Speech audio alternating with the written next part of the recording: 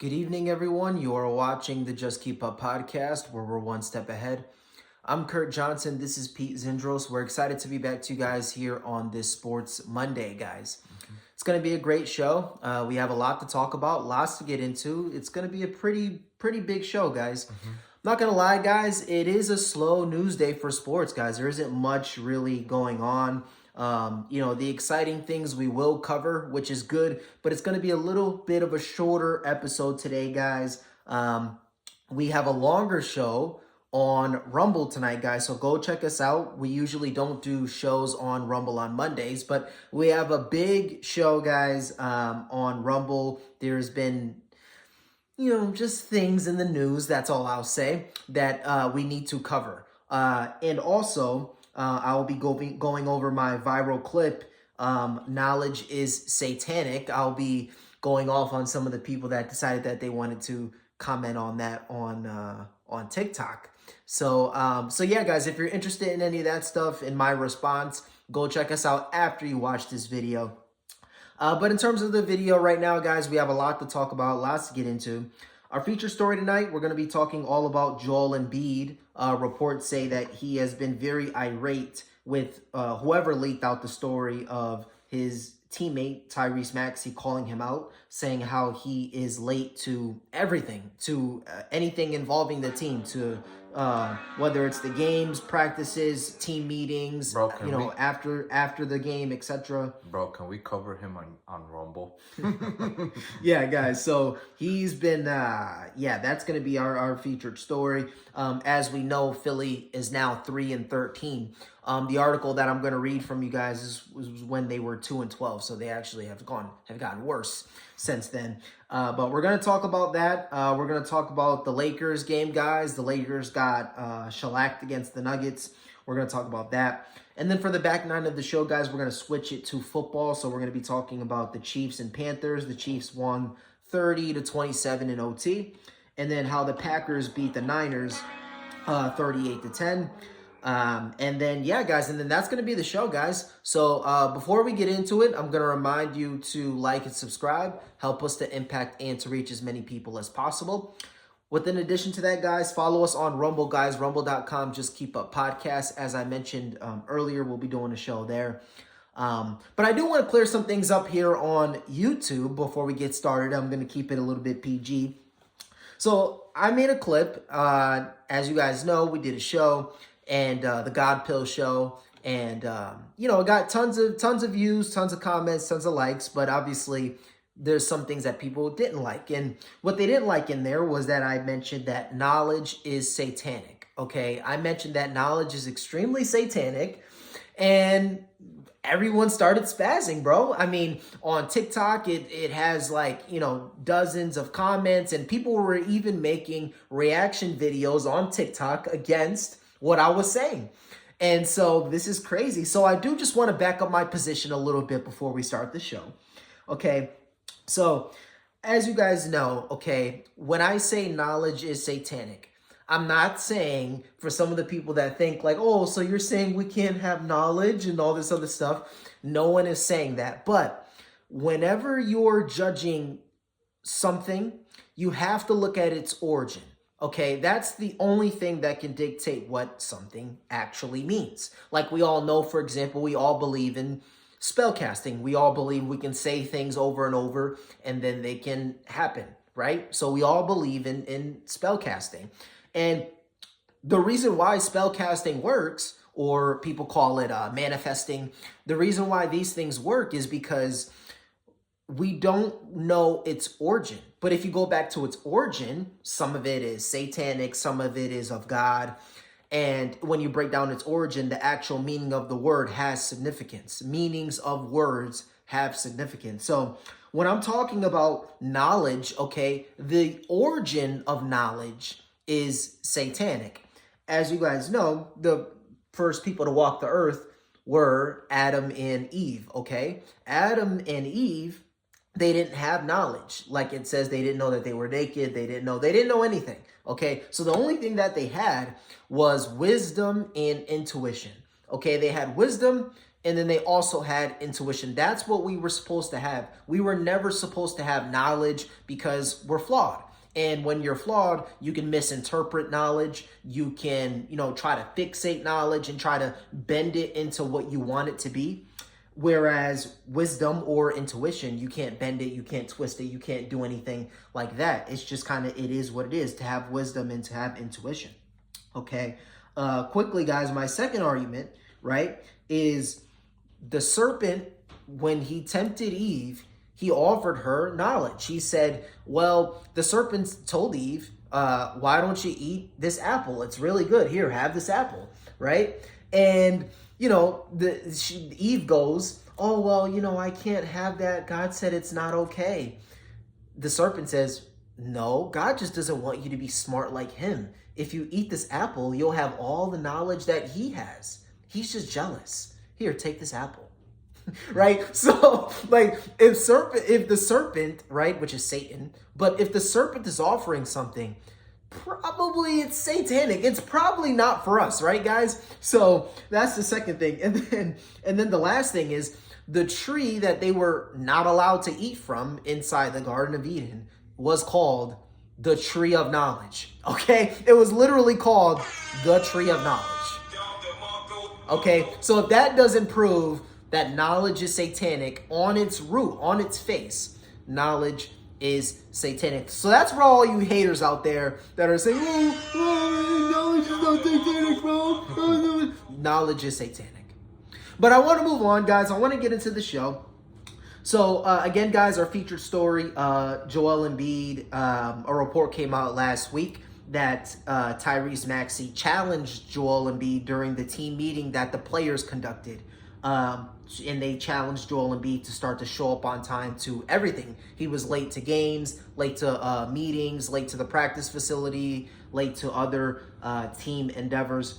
And I have an article for you guys that you guys know I love to read these articles to you. So it says, what did Maxey say to Joel Embiid? In the meeting, Maxey reportedly challenged Joel Embiid to be on time to team activities, as the Star Center has been late for, quote, everything, unquote. So the guy's late for everything, impacting the rest of the team and the locker room morale. Okay, so they're saying that Joel Embiid basically being the leader of the team and also being late to everything is impacting the rest of the team and the locker room's morale. Okay.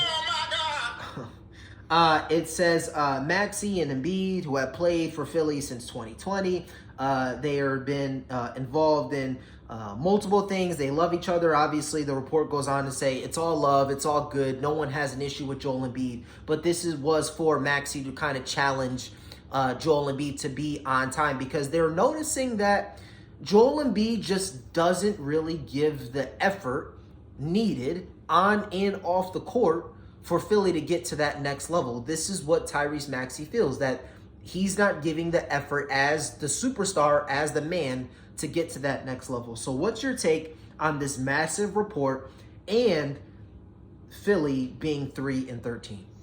This is all Joel Embiid's fault. The guy's literally picking and choosing when he wants to play.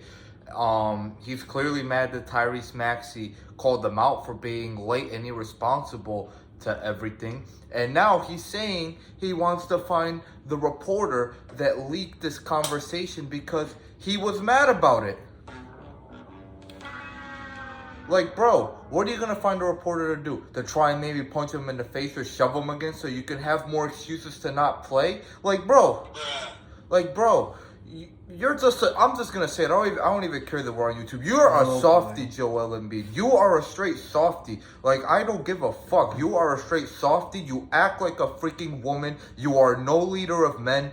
Tyrese Maxey is the man of that team. I really hope Philly decides to blow it up to build around Maxey and McCain, because you're clearly not reliable. They got to get Paul George out of there too, in my opinion, because he can't stay healthy either. Nothing against him. He just can't stay healthy, and he's old. But Joel Embiid, I really hope they send you to, like, it's probably not going to happen because they lack assets and they don't need you. But I hope you get sent to the Washington Wizards where you have to put up with Kyle Kuzma or some shit. I hope they send you to the Brooklyn Nets where you have to deal with Cam Thomas jacking up 30 shots a game. Like, I really hope you just suffer. I'm going to be honest. Like, you're just a horrible teammate. You seem like a horrible person, too. You're an overrated-ass player because you choke every year in the playoffs. Like, I'm making this personal with you, Embiid. Ooh. Straight up, I'm making this personal with you. You are getting paid millions of dollars to pick and choose when you want to work. And then your excuse is going to be, I've done too much for the city of Philadelphia.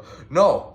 You did nothing for the city of Philadelphia. All you guys did was underachieve, and all you did was overrate yourself and the team the last 8 years. Like, you genuinely did nothing at all. And now you think you have the right to sit back and make millions of bucks to pick and choose when you want to work? Dude, if I work at a company and I boost the company in ratings, money, everything, you think they're going to give me the right to just decide when to show up to work and get paid on top of that? No, they're not. So your excuses about you've done too much for the city of Philly means nothing. And it's not like you even did anything for them. Like, bro, I wish you the worst, really.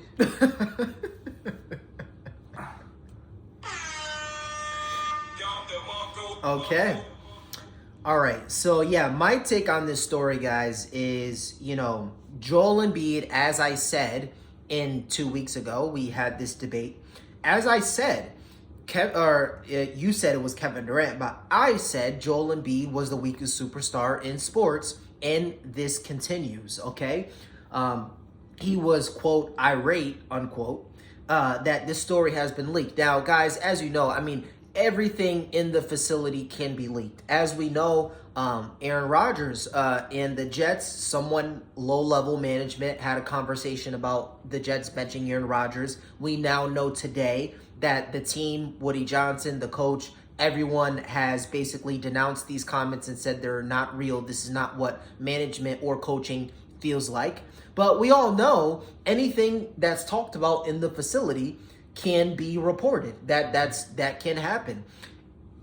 And so for him to be irate, what are you gonna do? Are you gonna punch the next guy? Are you gonna punch the guy who leaked this? And no, you're talking more excuses to not play. Yeah, you're talking about this in the facility. Now I know it was a team meeting or whatever the case may be, but it's still in the facility. So you have to expect that word is going to get around that this meeting was being conducted. To make matters worse, your team at the time was 2-12 when this broke out. Now you're 3-13. So if you don't think your team is going to be under a microscope, I don't know what you think.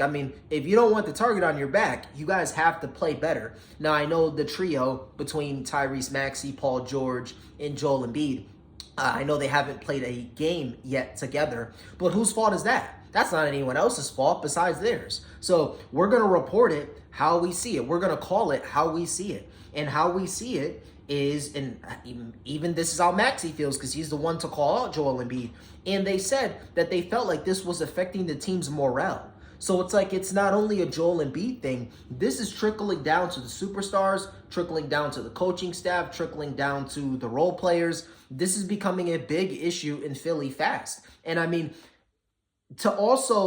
for the team to be this frustrated, or for Maxey to be this frustrated, this also proves that this isn't a this season thing. This has been happening probably for years. And Maxey's like, yo, we have the team. You have to stop with these antics. And this is the main reason why, or one of the reasons why, rather, I said that Joel Embiid was the weakest superstar in sports. And this is a prime example of that. So, but yeah, guys, that's our featured story. Let us know what you guys think in the comments on Joel Embiid, on if you guys think he's a weak superstar, or, can a superstar be allowed to be late to, quote, everything, unquote, and is that okay? So, but yeah, I want to move on. I want to get into our next story, which was the Lakers versus the Nuggets. So, over the weekend, the Nuggets played the Lakers. Lakers were at home. It was a close game. Halftime, the Lakers were up 63-57 as usual. And then an avalanche happens. The Nuggets then go on a 51-17 run, and they end up winning the game 127-102. That is the Nuggets. And then the Nuggets have beaten the Lakers 13 of the last 14 times. What's your take on that game? Bro, I've been saying this since last year about the Lakers because I'm a Lakers fan. They gotta blow it up. I was thinking maybe we could beat Denver now because the roster's changed. The Lakers got Dalton Connect and they got a massive upgrade at head coach. And the Denver Nuggets lost KCP and got the worst player to have in NBA history, Russell Westbrook. And despite all of those things, it's looking like the same exact thing. They got blown out again. After they lost in 5 games to them last year. They got swept the year before that. They're 13-1 against the Lakers in their last 14 matchups overall. I had the Lakers as the second best team in the West this year behind OKC personally. And maybe they are second. Maybe they are. I just don't know what it is. They just can't beat Denver. Like, is it just Jokic? Like, do they just not have interest for Jokic? I mean, to be honest with you, nobody really does. I mean, the Timberwolves were the best possible solution for Jokic, and it took them 7 games to pretty much get him out of there. So, yeah, man. My personal take is the Lakers are old. They're looking like they're probably not going to win a championship. So, I would say just blow it up and get whatever you can, Get LeBron and AD out of here. Trade them for a haul. Get LeBus James out of here for sure, a.k.a. Bronny. Get him out of here now that LeBron's not going to be on the team anymore. If this happens. I don't think it will. But in my opinion, it should. Yeah. All right, what do you have to say? What are you smoking, bro? Okay, so what should the Lakers do? Just get first or second rounded? Bro. Well, what an awful... Okay, all right. This is a massive overreaction, okay? And I've seen people on Twitter say the same thing as Pete. Like, we should blow it up. We can't beat Denver. All this stuff. Whiny, whiny, whiny, whiny. Okay, what this proves is these are salty... Bro, one thing about Laker fans that you guys have to realize... They are massive overreactioners, okay, guys? So if one thing happens, Laker fans are like, we gotta cut him, we gotta blow everything up. No, bro, listen, JJ Redick, this is his first month of coaching basketball. And we can all agree that the Lakers look better than we all thought that they would look. I think every Lakers fan would agree to that, yes? Yes. Okay, check number 1. Check number 2.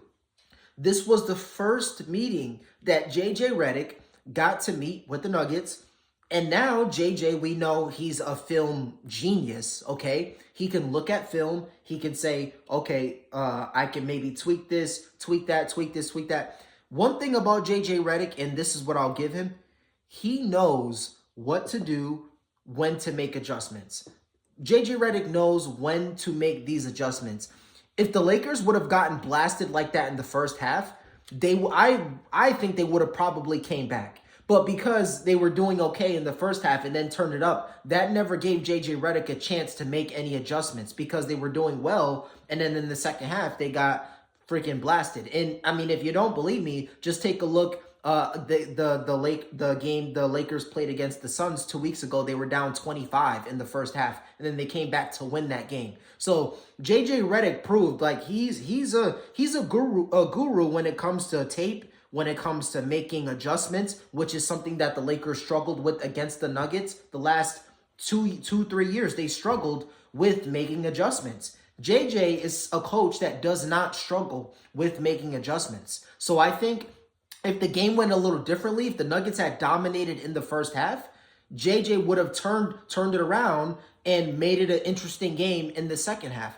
But because JJ didn't even get the opportunity to make any adjustments at all, you saw a blowout. Now, however, if, the next meeting goes by, and it's the same thing, then I think you can say, okay, we may have an issue with Denver. But I do not think, if the Lakers are clearly a better team this year than they were last year, if you have a better coach than you did last year, and your coach is a specialist at something that your team struggles against that team, which is making adjustments, right? If you look at the series last year, the Lakers and Nuggets, it was a very close series. What was the one? Lakers led the majority of the series. What was the one thing that we crushed Darvin Ham for? He didn't make any adjustments. JJ is really, really good at that. So, to overreact to his first ever game against, the Nuggets, I wouldn't really overreact like that to say blow it up. Along with that, you have a great team. 2 straight losses. You're still third in the West. So I think they're going to get their act together. I think the Lakers are going to be a top 2-3 seed. They're going to win a lot of games. They're a good team. They found a diamond in the rough and Dalton Connect. Okay, so whenever the Lakers get their act together, they're going to start him over Rui Hachimura, and now we're cooking. They're still going to get Vando back, okay, and they're probably still going to make a move for a center, okay. So with all of that being said, these are the pieces that you need to beat Denver, and those pieces aren't even exposed to the Lakers yet. So I think just to say blow it up without any of these pieces being exposed yet is just very, very premature at best. So. But yeah, what do you? There's only one thing in there I'll give a chance that you said. If we can get D'Lo out of here for a center at the deadline to give it one more shot at Denver, I'll do that. If we can't do that, just blow it up. I'm done trying against these guys. I really am. I mean, it's not overreaction either. They're 13-1 against them. Their last 14 games. Literally, they're 13-1. The Lakers are better now. Denver got worse. It's still the same fucking shit. Like, I don't know what it is. Is it just Jokic maybe? Like, I don't know what it is. We just don't have answers for this team, bro. Well, and I was even saying this last year before the playoffs started too. Yeah, well, when you watch them, you just see, like, we watched the game together. And what we noticed was, even in the first half when the Lakers were up, I was like, what is Anthony Davis doing? You know, he was an absolute no factor. I'm not sure if it's, Jokic being physical with him and he has to guard Jokic and then he's tired offensively. I don't know what it is, but Anthony Davis does not play like Anthony Davis, and that's just what it comes down to. And I think J.J. Redick, being the coaching guru that he is, he's going to look at the tape and say, okay, this is wearing down my big man. He's wearing down my big man. And then I'm going to add someone else. Maybe if they play Denver in the playoffs, he'll add Jackson Hayes to the starting lineup, or if they get a center, someone to not allow Anthony Davis to take that type of pounding defensively. They'll do something. I know that. They're going to do something. And so I'm not going to say blow it up. Who knows? They may not even run into Denver in the playoffs anyways, right? So just to blow it up because you think one team has their number. I mean, I would argue, and I said this last year, I'm more afraid of the Kings than I am of Denver. Even though, we've beaten the Kings more than we've beat Denver. But I just think, the Kings play faster. Davis doesn't necessarily play good against Sabonis either. Yeah. And once again, common denominator, another physical guy, right? So, but ironically, he plays good against Joel Embiid, ironically, and he's physical too. But yeah, so I think JJ's going to see these things. This is the first month of the year, bro. I mean, they have 7 months to try to game plan and get this thing right. So I'm not falling off the bandwagon of the Lakers yet. They still have all these adjustments to make. They can still get a center. They still going to have Vando back. They're still going to, JJ's going to have months and months of coaching under his belt. And then to add on top of it, they might get a center. And to add on top of that, they might not even run into Denver in the playoffs anyways. So I'm far from just blowing it all up. But again, I'm not a Laker fan, so I don't know the frustrations of the fan base and the franchise. But yeah, I want to move on, guys. Let us know what you think of that. Let us know if you think the Lakers should blow it up, as Pete says, or let me know if you agree with me more, where it's like you just got to give it more time. They're 10-6. They're third in the West. They're doing better than we all thought that they would. And so you just got to give it time, man. You got to give JJ some time. But I want to move on. I want to get into the second half of the show, guys. We're going to talk about Kansas City and the Panthers football, guys. So Kansas City beat the Panthers 30-27 in overtime. The Chiefs are now, 10-1? Yeah, they're 10-1 on the year.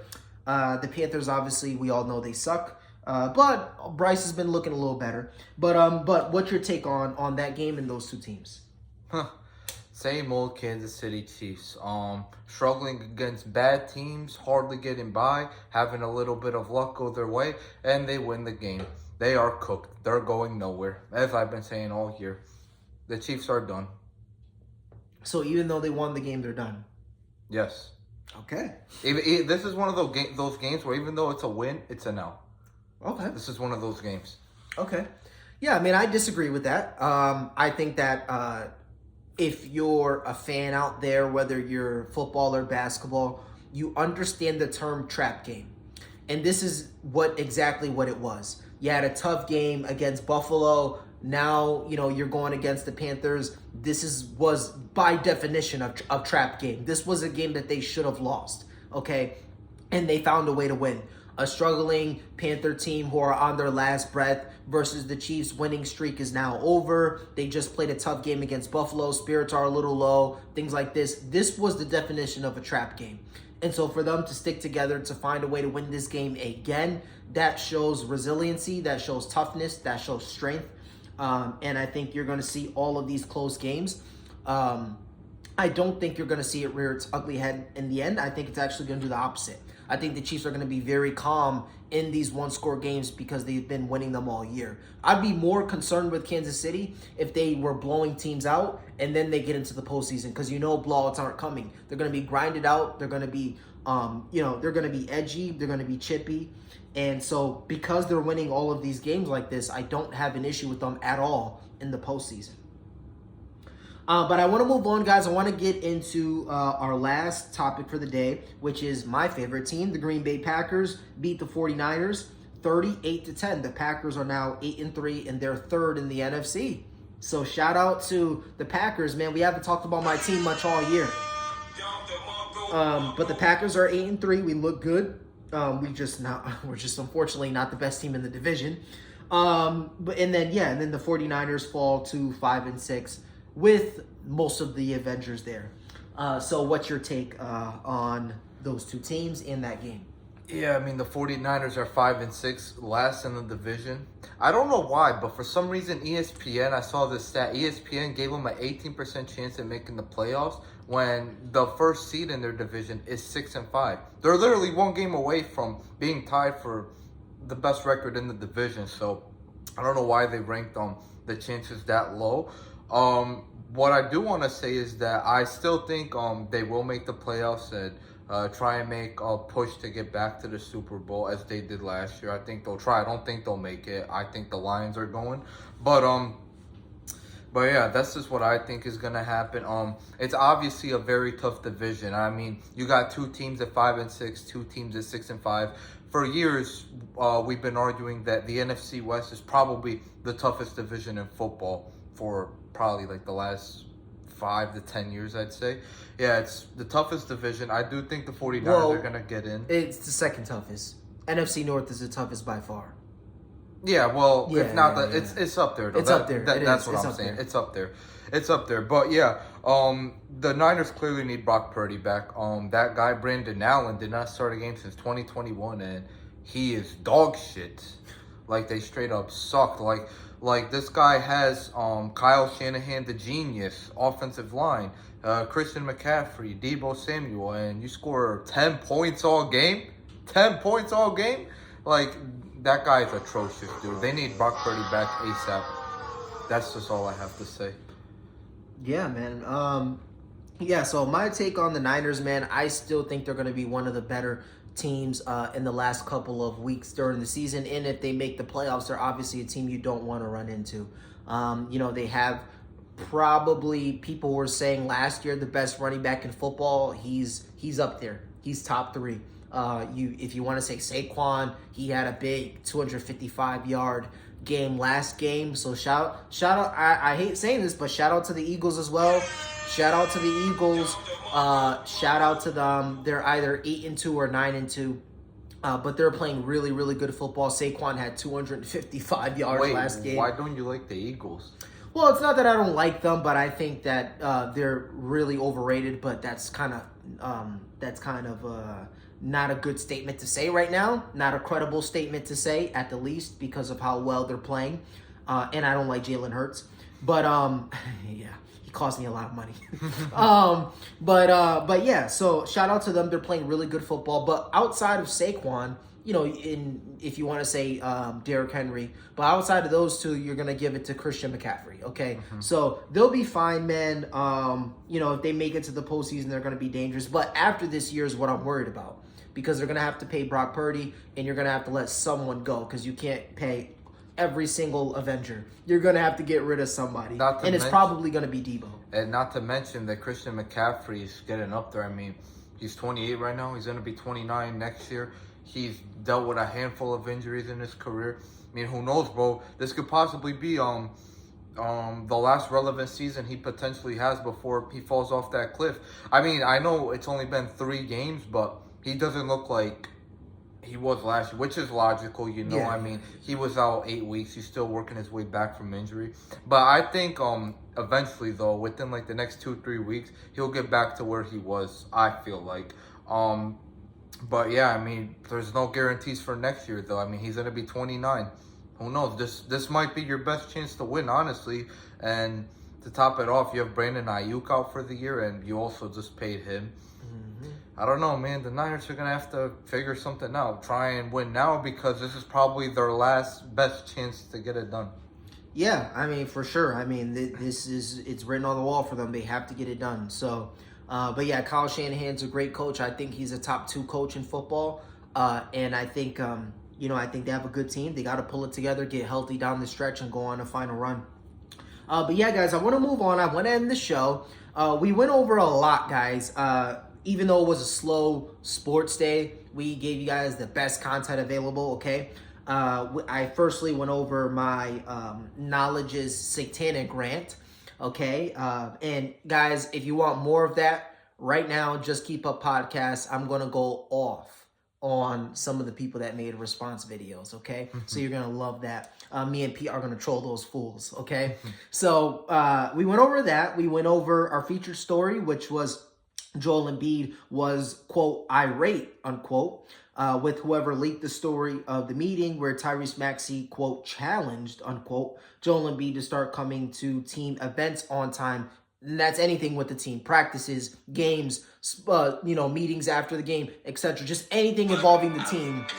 Yeah, anything involving the team, he's always late. So we went over that and how, to me, he's the weakest superstar ever. Okay, so we went over that. We went over Nuggets and Lakers. Pete thinks that the Lakers should blow it up in the middle of the year. I think that's a terrible move. Don't do that. And then we went over Chiefs and Panthers, and then Packers and Niners, guys. But I wanted to end the show there. It was a big show. We talked about a lot. We'll be back to you guys again on Wednesday with a good show. It's going to just be casual Wednesday, guys. So why don't you guys comment down below? Let us know what you want us to chat about on Wednesday, and we'll talk about that. Last Wednesday was God Pill. We want to give you guys a little something different. So let us know what you guys want us to talk about on Wednesday, and we'll yap about that. And then, yeah, guys, go check us out, guys. Rumble.com, Just Keep Up Podcast. We'll be giving you guys an update on politics, what's going on there, guys. And I'll say this, and then we'll end the show. It's absolutely critical for us to get involved in politics, guys. Even if you're not involved in politics, go to Rumble, Just Keep Up Podcast, and learn about politics, guys. This is probably the most important time to get into politics, because we are going to be manipulated by the J media, okay? We're going to start to get manipulated by the J media, okay? And they're going to put certain narratives out there. We're going to start to probably have altercations with foreign affairs, okay, guys? So this is a critical time to get involved in politics, so that way you know what you're getting into, you know what America's doing, and you know what other countries are doing, and then you're able to base your life off of that. It's very easy to say, well, that doesn't affect me.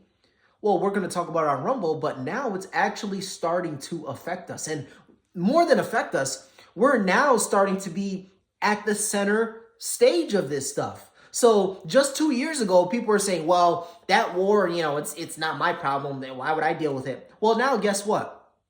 We are at war. Okay, guys, I'm just going to fucking say it. Maybe that's the wrong. There you go. Okay, guys, we are at war right now, okay? So that's the big news. We're going to talk about that on Rumble, but that's all I'll say for that.